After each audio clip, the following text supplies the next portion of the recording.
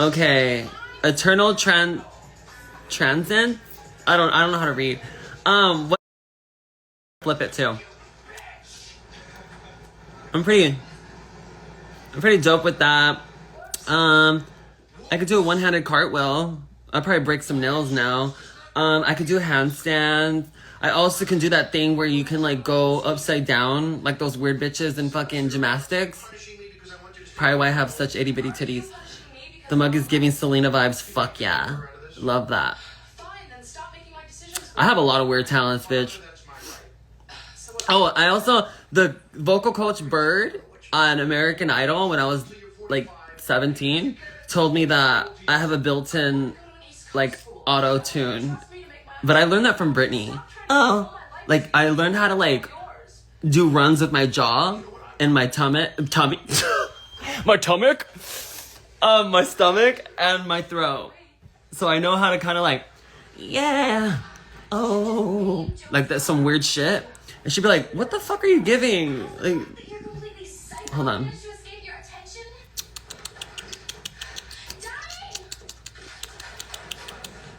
Hold on.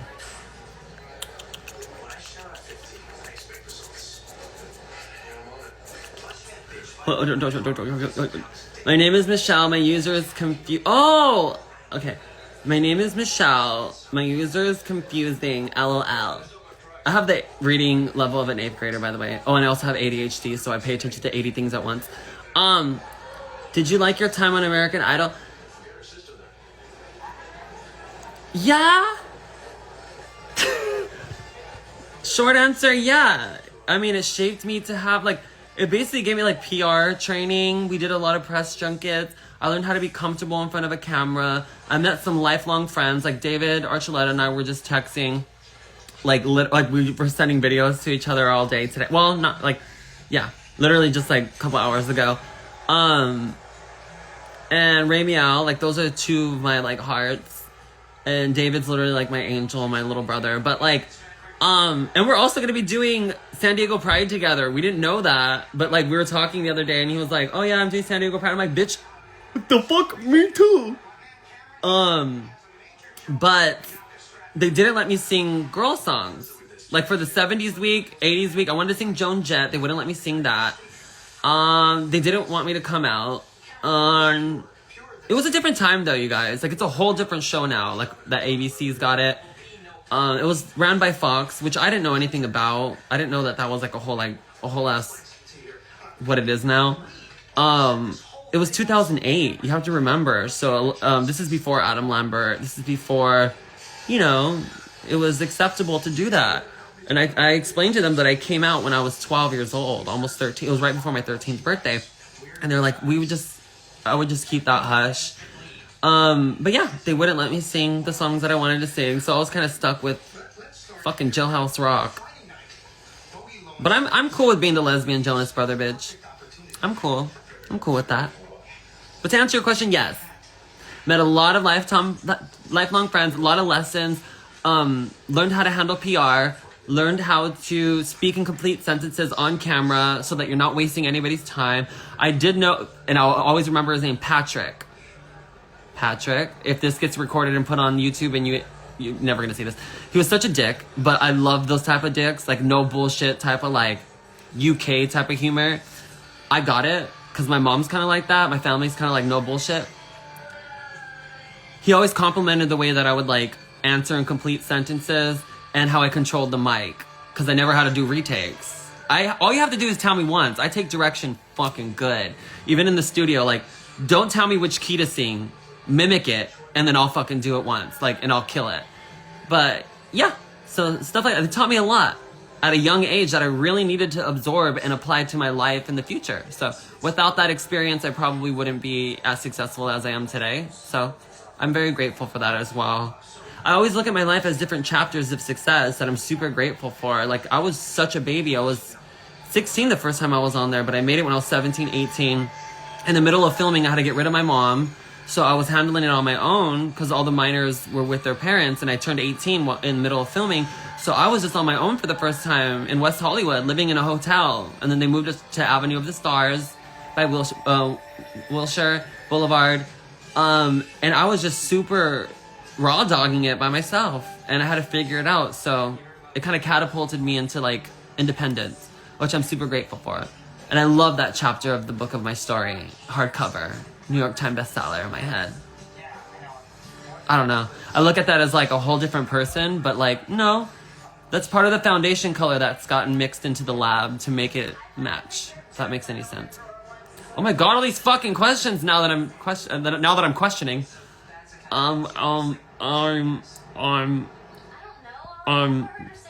Favorite thing about Brazil, I could go on and on. Coxinha, pão de queijo, the butts, the men, the women, the them, the days, the everything in betweens, the people that are just fucking gorgeous, passionate.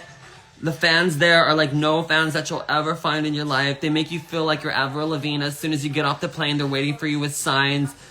And I tell you, I'm not one of these fucking bitches. I can be yuck-mouthed off a fucking like 16-hour flight. I'm so appreciative of you guys. That shit was one of the first experiences where I felt so loved. And I remember telling myself in the hotel, this can all be ripped from you, bitch. Be grateful. And I remember like a lot of the fans were waiting outside the hotel, and I'm like, can't leave the hotel, oh my god, boo-hoo. Like, no, this is what you wanted, and they're giving it to you. This is the love, bitch. These are the angels blessing you, you know? So it's the fandemonium and the passion that you guys have, and the nightlife, bitch. I remember taking off all my clothes and jumping into the fucking ocean in Rio. And the clerk at the front office of the hotel was like, bitch, you're gonna get robbed. And I was like, bitch, no, I'm not. They literally were like, just hold your things here, leave your keys and everything at the front desk. If you're gonna go out there, it's 3 a.m. I was like, no, it's fine. We were like drunk right after the club. It was my guitarist and I. We literally skinny dipped in the ocean in Rio. And I've also stayed in Fortaleza for like 2 weeks on a resort. It was really fun. I fooled around with one of the guys that worked there. So I had a love affair. It was very eat, pray, love. More eating than praying, if you know what I mean. But I love Brazil.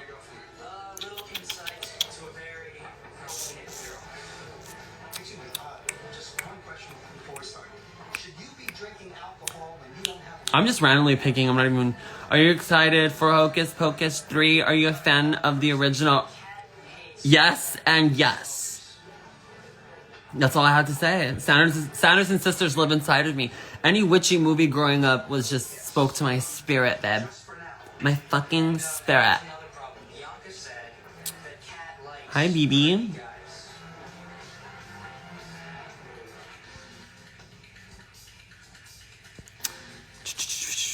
Would you play at festivals like Lollapalooza? We'd love to see you on it. Yes!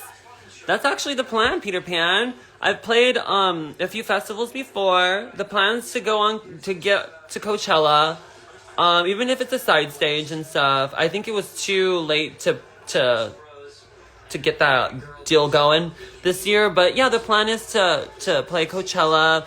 I want to go back to Beach Goth. We did Beach Goth 2016, which was gorgeous, where I met Melanie Martinez. And Lollapalooza, fuck yeah, man. I would love to play that shit. That's right up my alley. You guys, my shit is... You should see the venues that I play are music venues. They're like punk, metal music venues. Like, I know eventually I'm gonna be marrying a fucking handler at one of these venues because they're so gorgeous. And I just, like, want to eat them.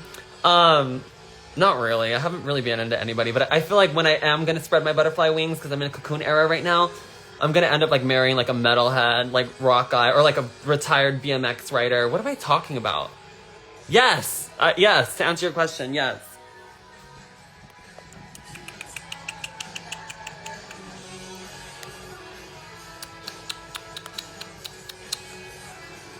Your biggest dream? I just want to be happy. I know that sounds so gay, but I just want to be happy.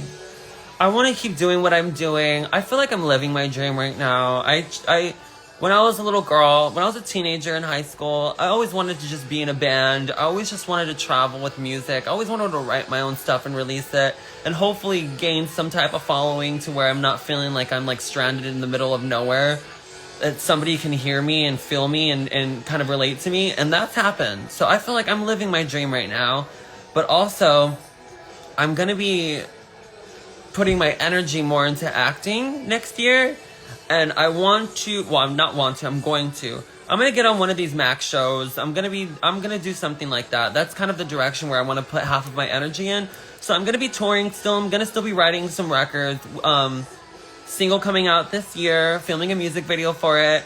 Next year, the plan is to release a new album, but I also want to focus my energy just as much as landing some gigs. The audition process is super American Horror Story. Somebody's saying, I've auditioned twice for American Horror Story.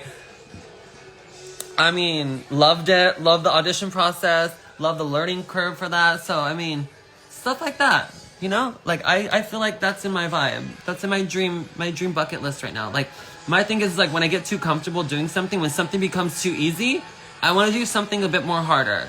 I want to challenge myself. I read Wildflower by Drew Barrymore, her book, and she said you have to challenge yourself in order to fucking grow. If you're scared, do it. Because it's not going to be no fucking thing but a chicken wing after you're done with it. Like when I filmed the Scream commercial with Kim Chi, I was really, like, not afraid, but kind of intimidated by reading the teleprompter, and without any notes or any script, we're just like, hear what it's all new. Like, this is what you're gonna say, because I thought it was something else. I loved it. I kind of get like, ugh. I get anxious. Like, I get very like, I like that feeling. Like, fucking kink me out, bitch. Freak me out. I don't know. Do shit that scares you. So yeah, you'll see me in some shows. You'll see me in some movies. It's only a matter of time, bitch. And I can act my little fucking ass off. I'm one of these girls that's just like, I want this, I want that, and I want this. No, I'm gonna be in a show, and you're gonna stream it, or I'm gonna be really, really mad if you don't stream it. Because it's gonna be something really dope. Okay, let's see. What is this? I'm scared. I'm not even reading these. I want to see you back on TV. Will you want to do something like Masked Singer of... Listen, I try not to block my blessings by saying no to anything. I don't know where I'm going to be in 2 months. I'm forever changing. I'm a Scorpio rising. I forever like to reinvent myself while maintaining the base of who I am. So I don't know where I'm going to be in a year. So I can't say no to anything. And that goes for All Stars. That goes for everything. I used to say no to it at all. But right now, no. But like in the future, probably whatever feels good. I don't know. Whatever feels good in the moment. Don't block your blessings like that, bitch, because words are spells, and they have power. I want you to wear the belly. Daddy, no. Do I remember sitcom days? Yes. Are you going to tour again soon? I missed you in Detroit. Babe, I'm touring constantly. I'll be in Oklahoma City Pride the 23rd of this month, and then July is booked the fuck up. August, July, I'm going to be in Canada. I'm going to be Fire Island. I'm going to be in Mississippi, Meridian, Mississippi, with Jan and Willem. I'm going to be doing San Diego Pride. I'm going to be doing a few more gigs than that. Yeah, and then August I'll be in the UK. Yeah, and it just keeps going on and going on. November I'll be in Australia.